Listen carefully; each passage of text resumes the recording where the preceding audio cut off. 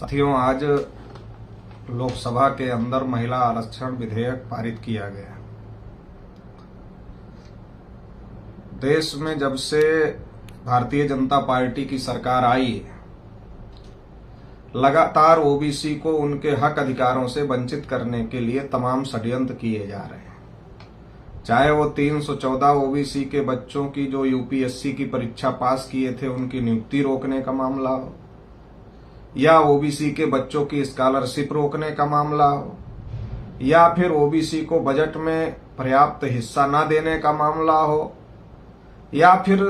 केंद्र सरकार द्वारा सुप्रीम कोर्ट में ये लिख कर देना कि हम जाति जनगणना और ओबीसी की जाति आधारित जनगणना नहीं कर सकते, ये मामला हो, या तमाम प्रकार की नियुक्तियों में ओबीसी आरक्षण के साथ हो रहे खिलवाड़ों का मामला हो,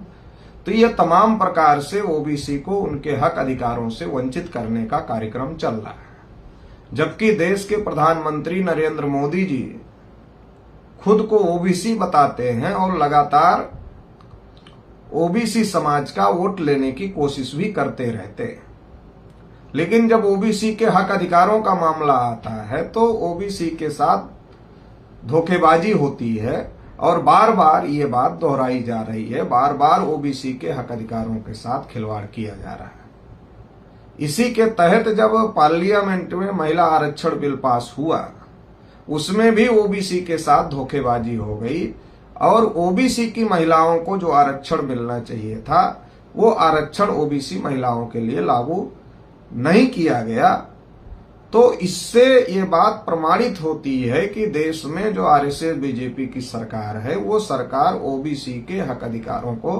देना नहीं चाहती, बल्कि ओबीसी को मिले हुए जो हक अधिकार हैं उनको खत्म करना चाहती है। महिला आरक्षण बिल पार्लियामेंट में पास हुआ और उसको लेकर बहुत ज्यादा प्रोपेगेंडा आरएसएस बीजेपी के द्वारा किया जा रहा है कि हमने महिलाओं को अधिकार दे दिए। जब से आरएसएस बीजेपी की सरकार आई है, लगातार ओबीसी को गुमराह करने के लिए धार्मिक मुद्दे उठा रही है। चाहे कभी 3 तलाक का मुद्दा हो, चाहे फिर कभी 370 का मामला हो, या हिजाब का मामला हो, या मंदिर मस्जिद का मामला हो, या मस्जिद पर अजान बजना चाहिए नहीं बजना चाहिए ये मामला हो, या फिर यूसीसी का मामला हो। ऐसे तमाम मुद्दे आरएसएस बीजेपी के द्वारा लगातार उठाए जा रहे हैं ताकि ओबीसी को धार्मिक मुद्दों में उलझा करके, ओबीसी को गुमराह करके ओबीसी का वोट लिया जा सके और ओबीसी का वोट लेकर चुनाव जीता जा सके। लेकिन जब आरएसएस बीजेपी को ऐसा लग रहा है कि वो ओबीसी को धार्मिक मुद्दों में उलझा करके वोट हासिल नहीं कर पा रहे हैं और वो चुनाव जीतने की स्थिति में नहीं है, जब उनको ऐसा लग रहा है तो इसकी वजह से उन्होंने महिलाओं के ऊपर, महिलाओं के लिए बिल ला करके चुनाव जीतने का प्रोग्राम बनाया है। महिलाओं के लिए संसद में बिल आज पास किया गया, लेकिन ये 2029 में लागू होगा, ये अभी लागू नहीं होगा। ये 2029 में क्यों लागू होगा, अभी क्यों नहीं लागू होगा, इसके पीछे तर्क दिया जा रहा है कि 2011 के बाद 2021 में जो जनगणना होनी चाहिए थी वो जनगणना 2021 में नहीं हो पाई और इसलिए 2024 के बाद जब ये जनगणना होगी तो जनगणना के बाद में फिर आंकड़े आएंगे, आंकड़ों के आधार पर पार्लियामेंट की सीटें तय होंगी और सीटों को तय होने के बाद, परसीमन होने के बाद फिर महिलाओं को जो ये 33% आरक्षण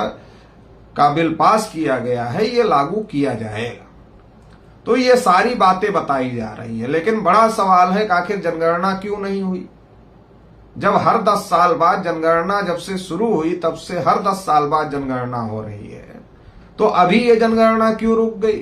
तो इसके बारे में आरएसएस बीजेपी के लोग ये कहते हैं कि नहीं, कोविड था देश में इसलिए जनगणना नहीं कर पाए। लेकिन अभी तक तो कोविड नहीं है, तो अभी तक जनगणना क्यों नहीं हो पाई। सारे काम देश भर में हो रहे हैं, सारे चुनाव देश भर में हो रहे हैं, सारी सभाएं देश भर में हो रही हैं, रैलियां देश भर में हो रही हैं, ये सारे कार्यक्रम हो रहे हैं, मगर जनगणना क्यों रोका गया है।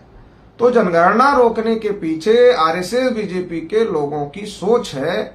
कि देश में ओबीसी की जनगणना और जाति आधारित जनगणना का वातावरण बन चुका है। देश भर में जाति आधारित जनगणना और ओबीसी की जनगणना की मांग हो रही है। अगर ये मांग देश भर में हो रही है और आरएसएस बीजेपी की जो सरकार है, अगर वो जनगणना करती है मगर उस जनगणना में वो ओबीसी की जनगणना और जाति आधारित जनगणना नहीं करती है, तो इससे देश में जो ओबीसी के लोग हैं वो आरएसएस बीजेपी के खिलाफ खड़े हो जाएंगे और 2024 का जो चुनाव है वो चुनाव आरएसएस बीजेपी को जीतना मुश्किल हो जाएगा। ये बात समझकर आरएसएस बीजेपी के लोगों ने जो जनगणना हर 10 साल में होती थी, कोई भी सरकार हो, उस जनगणना को ही रोकने का काम किया। और जनगणना को रोकने का मतलब ये है कि देश के विकास को रोकना, क्योंकि डाटा नहीं आएगा तो विकास नहीं होगा, तो देश के विकास को रोकने का काम किया। तो ये जो बहुत बड़ी साजिश है जनगणना ना करने की, और इसी आधार पर अब ये बताया जा रहा है कि 2029 में इसलिए महिला आरक्षण बिल लागू होगा, क्योंकि जनगणना होगी, फिर नए सिरे से प्रसीमन होगा और फिर उस प्रसीमन के आधार पर महिला आरक्षण बिल लागू किया जाएगा। लेकिन इससे भी ज्यादा महत्वपूर्ण बात यह है कि क्या जो महिला आरक्षण बिल लागू किया गया है, इससे क्या महिलाओं को फायदा होगा? 33% महिला आरक्षण अगर मान लो लागू हो जाता है तो क्या इससे महिलाएं स्वतंत्र हो जाएंगी? क्या महिलाओं का वास्तविक प्रतिनिधित्व पार्लियामेंट में हो जाएगा? इस संदर्भ में अगर इस बात को देखा जाए तो देश में शेड्यूल कास्ट का रिजर्वेशन पहले से लागू है, शेड्यूल ट्राइब का रिजर्वेशन पहले से लागू है। जब देश में शेड्यूल कास्ट और शेड्यूल ट्राइब का रिजर्वेशन लागू किया गया तो उस समय बाबा साहब अम्बेडकर ये चाहते थे कि सेपरेट इलेक्टोरेट्स के साथ में इनको रिजर्वेशन दिया जाए, और गांधी जी का और बाबा साहब अम्बेडकर का विवाद इस बात को लेकर था, और इसी बात को लेकर के पूना पैक्ट हुआ, जिसमें सेपरेट इलेक्टोरेट को ज्वाइंट इलेक्टोरेट में कन्वर्ट कर दिया गया। और इसके बाद बाबा साहब डॉक्टर अम्बेडकर ने कहा कि ये जो ज्वाइंट इलेक्टोरेट में सेपरेट इलेक्टोरेट को कन्वर्ट किया गया, इससे हमारे समाज के जो सांसद विधायक चुनाव जीत कर जाएंगे ज्वाइंट इलेक्टोरेट के रिजर्वेशन से, वो पार्टियों के गुलाम होंगे, वो अपनी आका की मर्जी के बगैर कुछ भी नहीं करेंगे। बाबा साहब डॉक्टर अम्बेडकर ने यहां तक कहा कि अगर उन्हें जमहाई ना आए तो वो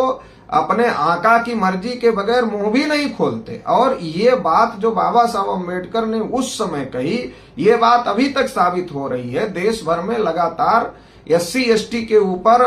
अत्याचार हो रहे हैं, मगर जो SC ST की रिजर्व सीटों से चुनाव जीत करके गए हुए हैं पार्लियामेंट में, वो इसको लेकर के कोई हंगामा नहीं खड़ा कर पा रहे हैं, ना ही वो इसको लेकर के किसी सरकार से अपना समर्थन वापस लेकर के सरकार गिरा पा रहे हैं। जबकि अगर SC ST के 131 मेंबर पार्लियामेंट अगर विद्रोह करें तो देश में सरकार संकट में आ सकती है, मगर वो ऐसा करने की स्थिति में नहीं है। और चूंकि वो स्वतंत्र नहीं है, वो उनको टिकट देने का अधिकार पार्टी प्रमुख को है, उनको चुनने का अधिकार सबको है, और इसकी वजह से वो दूसरों के ऊपर निर्भर हैं, और इसलिए वो स्वतंत्र नहीं है और स्वतंत्र होकर अपनी बात नहीं उठा पा रहे हैं। इसका एक बड़ा मामला उस समय भी देखने को मिला जब पार्लियामेंट में रिजर्वेशन इन प्रमोशन बिल रखा गया, तो उस समय एक शेड्यूल कास्ट के सांसद के द्वारा ही रिजर्वेशन इन प्रमोशन बिल को फाड़ने का काम किया गया। तो देश में ये स्थिति बनी हुई है। अगर हम लोग SC ST के रिजर्वेशन की बात करें,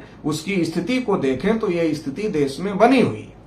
अगर यही बात हम लोग महिला आरक्षण के विषय में सोचें तो ये भी ज्वाइंट इलेक्टोरेट के तहत लागू हो रहा है। अगर ये ज्वाइंट इलेक्टोरेट के तहत लागू हो रहा है तो इसका मतलब इसमें भी महिलाओं की स्वतंत्रता नहीं होगी, और महिलाओं को स्वतंत्र होकर महिलाओं पर हो रहे अन्याय अत्याचार पर अपनी बात रखने की बात नहीं होगी, बल्कि वो ब्राह्मणों के अधीन होंगे या पार्टी प्रमुखों के अधीन होंगे। जो राष्ट्रीय पार्टियां हैं वो ब्राह्मणों की कांग्रेस बीजेपी हैं, तो अगर उनसे टिकट लेती हैं तो उनके अधीन होंगे, और इसकी वजह से उनकी स्वतंत्रता नहीं होगी, चूंकि वो ज्वाइंट इलेक्टोरेट से चुनकर जाएंगी। और पार्टी के प्रमुख की बात भी मानना पड़ेगा। संसद में व्हिप का कानून भी बनाया गया है कि कोई पार्टी का सांसद अगर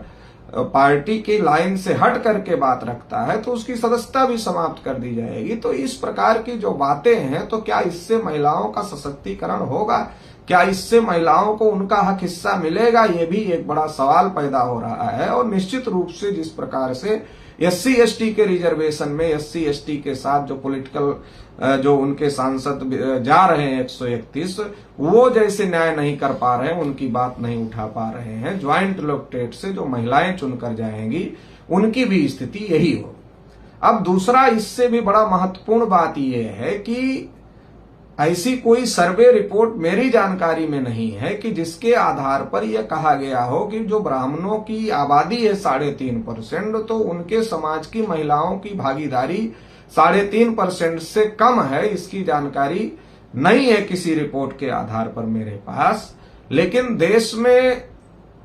अब महिला आरक्षण के नाम पर जो ब्राह्मण हैं, जो क्षत्रिय हैं, जो वैश्य हैं, उनकी महिलाओं को भी रिजर्वेशन मिल जाएगा। और इसके आधार पर यह बात भी कही जा सकती है कि ज्यादातर जो ब्राह्मणों के घरों की महिलाएं हैं उनको पार्लियामेंट में भेजकर पार्लियामेंट पर महिला आरक्षण के नाम पर कब्जा करने की तैयारी है। जैसा कि इसके पहले भी जब तमाम बार महिला आरक्षण बिल आया तो इस पर तमाम बैकवर्ड क्लास के नेताओं ने ये इस मुद्दे को उठाया हुआ है। तो ये फिर से एक बार महिला आरक्षण लागू करके ब्राह्मणों की संख्या महिलाओं के नाम पर बढ़ाने की जो कोशिश, जो साजिश चल रही है, इस साजिश को भी हम लोगों को समझने की जरूरत है। अगर आरक्षण लागू ही करना था और नरेंद्र मोदी जी खुद ओबीसी हैं, तो उनको आरक्षण लागू करने के लिए ये कैटेगराइज करना था कि अगर हम 33% रिजर्वेशन दे रहे हैं तो उसमें 52% ओबीसी की महिलाएं हैं, उनको रिजर्वेशन दिया जाए, SC ST की महिलाओं को दिया जाए और माइनॉरिटीज की महिलाओं को भी दिया जाए। अगर इस प्रकार से कैटेगराइज सोशल जस्टिस अगर किया जाता, सामाजिक न्याय की भावना से भी इस रिजर्वेशन को लागू किया जाता, जब जाति व्यवस्था भारत की सच्चाई है और यह सच्चाई है भारत में जो बैकवर्ड कास्ट, शेड्यूल ट्राइब की महिलाएं हैं वो मुख्यधारा से बहुत ज्यादा कटी हुई हैं, बहुत पीछे हैं। अगर उनको ब्राह्मण महिलाओं के साथ में ही ये किया जाएगा तो फिर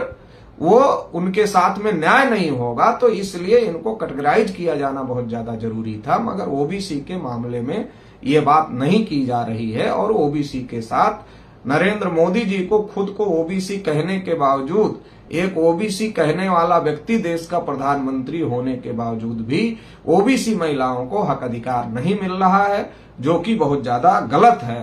तो इसलिए ओबीसी SC ST की महिलाओं को संख्या के अनुपात में रिजर्वेशन मिलना चाहिए था, मगर ऐसा लागू नहीं किया जा रहा है, जो कि एक प्रकार की साजिश है। तो इसलिए ये जो साजिश है, इस साजिश को हम लोगों को समझने की जरूरत है। और इसके संदर्भ में राष्ट्रीय पिछड़ा वर्ग मोर्चा की तरफ से हमारी कुछ मांगे हैं, जिसमें पहली मांग ये है कि महिला आरक्षण में संख्या के अनुपात में ओबीसी SC ST की और अल्पसंख्यकों की महिलाओं को हिस्सा दिया जाए ताकि सबके साथ न्याय हो सके। दूसरा महत्वपूर्ण मुद्दा यह है कि महिला आरक्षण में सेपरेट इलेक्टोरेट लागू किया जाए, क्योंकि जैसे SC ST का उदाहरण हम लोगों के सामने है, इतना लंबे समय से SC ST को रिजर्वेशन मिल रहा है, मगर इसके बावजूद भी पॉलिटिकल रिजर्वेशन का फायदा SC ST को नहीं हो रहा है, क्योंकि वो ज्वाइंट इलेक्टोरेट से चुनकर जा रहे हैं। तो इसलिए महिलाओं को सेपरेट इलेक्टोरेट लागू किया जाए रिजर्वेशन में। तीसरा महत्वपूर्ण मुद्दा यह है कि जिस प्रकार से शेड्यूल कास्ट, शेड्यूल ट्राइब को पॉलिटिकल रिजर्वेशन है, उस प्रकार का ओबीसी को पॉलिटिकल रिजर्वेशन नहीं है। तो ओबीसी को भी संख्या के अनुपात में पॉलिटिकल रिजर्वेशन लागू किया जाए, विधानसभा और लोकसभा की सीटें ओबीसी के लिए भी आरक्षित किया जाए और सेपरेट इलेक्टोरेट के साथ में आरक्षित किया जाए, ताकि वो स्वतंत्र प्रतिनिधि जाकर के ओबीसी के हक अधिकार की बात वहां पर पार्लियामेंट में उठा सके। इसी के साथ साथ जो SC ST के ऊपर पूना पैक्ट के माध्यम से ज्वाइंट इलेक्टोरेट थोपा गया है, इसको भी खत्म किया जाए और इसके लिए सेपरेट इलेक्टोरेट SC ST को भी लागू किया जाए। देश भर में केंद्रीय स्तर पर जाति आधारित जनगणना केंद्र सरकार के द्वारा कराया जाए और सभी को संख्या के अनुपात में सभी क्षेत्रों में पर्याप्त हिस्सेदारी सुनिश्चित किया जाए। ये तमाम महत्वपूर्ण मांगों को लेकर के राष्ट्रीय पिछड़ा वर्ग मोर्चा के माध्यम से हम लोग 3 चरण का आंदोलन घोषित कर रहे हैं, जिसमें पहला चरण 30 सितंबर को हम लोग 31 राज्यों के 563 जिला मुख्यालयों पर जिलाधिकारी महोदय के माध्यम से महामहिम राष्ट्रपति महोदया को ज्ञापन प्रेषित करने का काम करेंगे। दूसरे चरण में 7 अक्टूबर को हम लोग 31 राज्यों के 563 जिला मुख्यालयों पर धरना प्रदर्शन करने का काम करेंगे और पुनः महामहिम राष्ट्रपति महोदया को जिलाधिकारी के माध्यम से ज्ञापन भेजने का काम करेंगे। और तीसरे चरण में हम लोग 17 अक्टूबर को 31 राज्यों के 563 जिला मुख्यालयों पर रैली प्रदर्शन करने का काम करेंगे और पुनः महामहिम राष्ट्रपति महोदया को ज्ञापन प्रेषित करने का काम करें। इसके बावजूद भी जो मांग हम लोगों की है इसमें सुधार करने की, अगर उसको पूरा नहीं किया गया तो देश भर में जो राज्य हैं उन राज्यों की राजधानियों में हम लोग महारैली भी करने का काम करेंगे इन मुद्दों को लेकर। और इसके साथ ही साथ भारत बंद भी हम लोग करने का काम करेंगे।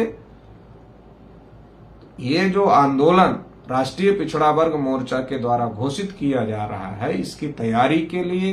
देश भर में राष्ट्रीय पिछड़ा वर्ग मोर्चा के जो कार्यकर्ता हैं, पदाधिकारी हैं, शुभचिंतक हैं, उनको अपील है कि वो तुरंत इस आंदोलन की तैयारी शुरू करें, पूरी ताकत के साथ इस आंदोलन की तैयारी करें और इस आंदोलन को कामयाब बनाने का काम करें।